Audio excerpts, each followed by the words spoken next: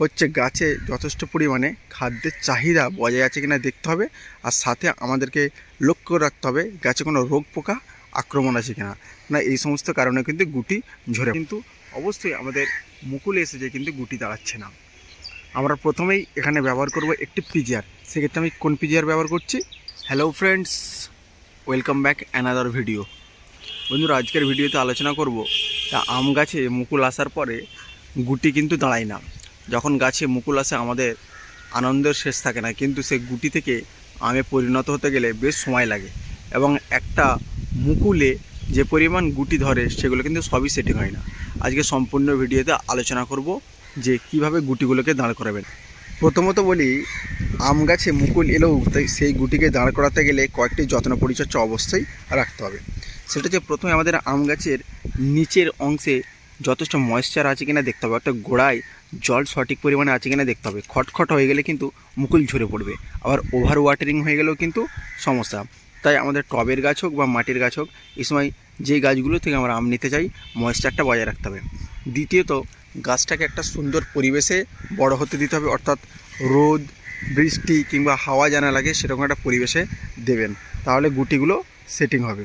আর তৃতীয়ত হচ্ছে, গাছে যথেষ্ট পরিমাণে খাদ্যের চাহিদা বজায় আছে কিনা দেখতে হবে, আর সাথে আমাদেরকে লক্ষ্য রাখতে হবে গাছে কোনো রোগ পোকা আক্রমণ আছে কিনা।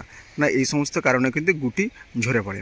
আর আজকের মূল বিষয় যেটা, যে গুটিগুলিকে আমরা সেটিং করতে গেলে এর সাথে আমরা কী পরিচর্যা করব।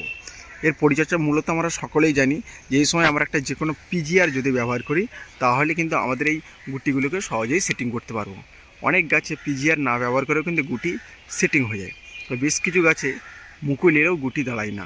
তার জন্য এই সমস্ত গাছগুলোতে, বিশেষ করে যেগুলো 3 বছর 4 বছরের ছোট ছোট গাছ, সেই গাছগুলোতে কিন্তু অবশ্যই আমাদের মুকুল এসেছে কিন্তু গুটি দাঁড়াচ্ছে না। আমরা প্রথমেই এখানে ব্যবহার করব একটি পিজিআর। সেক্ষেত্রে আমি কোন পিজিআর ব্যবহার করছি? সকলে চেনা পরিচিত একটা পিজিআর এবং খুবই সহজলভ্য, মিরাকুলান। অন্য আরও একটা পিজিআর মার্কেটে অ্যাভেলেবেল আছে, ফ্লোরা, বুস্টার 2, প্ল্যানোফিক্স, কিন্তু মিরাকুলান খুব ভালো কাজ দেয়। এটা কোনো বিজ্ঞাপনের ভিডিও না, তবুও বলছি মিরাকুলান ভালো কাজ দেয়। যেহেতু আমরা ছাদ বাগানি, আঙিনা বাগানি, অবশ্যই আমরা কিন্তু এই ট্রাইকন্ট্রোনাল ইসি 0.5% এটা দেখে কিনবো। এটা এই মিরাকুলান একটা পিজিআর যেটা প্ল্যান্ট গ্রোথ রেগুলেটর, গাছে যে হরমোন বা ভিটামিনের অভাব সে কিন্তু চাহিদা পূরণ করে। তো অবশ্যই করে আমরা এই মিরাকুলানটা গাছে ব্যবহার করব। কিভাবে ব্যবহার করব এবং কখন ব্যবহার করব? পিজিআর কিংবা এই মিরাকুলান ব্যবহার করার সঠিক সময় হচ্ছে আর্লি মর্নিং, সবথেকে বেটার। অর্থাৎ সকাল 8টা থেকে 10টার মধ্যে কাজটা সেরে ফেলতে পারলে খুবই ভালো। আর যদি সকালে আমাদের সময় না থাকে সেক্ষেত্রে আমরা কিন্তু আর্লি বিকালের যে পড়ন্ত আলোই তখন কিন্তু ব্যবহার করতে পারি এই মিরাকুলান।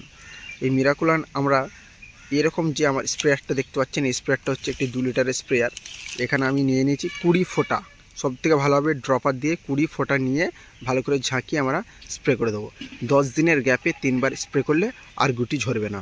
আমার স্প্রে কীভাবে করতে হয় আমরা সকলেই জানি, যেখানে গুটি আছে গুটিতে আমরা ভালোভাবে এভাবে স্প্রে করে দেবো। গুটি ছাড়াও সম্পূর্ণ গাছে যদি এইভাবে আমরা স্প্রে করে দিতে পারি, অবশ্যই আপনার গাছে আশানুরূপ ফলন সহজেই পাবেন। তো বন্ধুরা, এই ছিল একটা সহজ ভিডিও। আপনারা চাইলে এইভাবে আপনার আম, কাঁঠাল এছাড়াও লেবু গাছেও যত্ন পরিচর্যা অবশ্যই করতে পারেন, যে সমস্ত গাছে গুটি ঝরে যাচ্ছে। সহজেই গুটি ঝরা থেকে রক্ষা পাবেন। বন্ধুরা, এই ছিল আজকে ভিডিও। ভালো লাগলে লাইক, কমেন্ট, শেয়ার করবেন। ধন্যবাদ।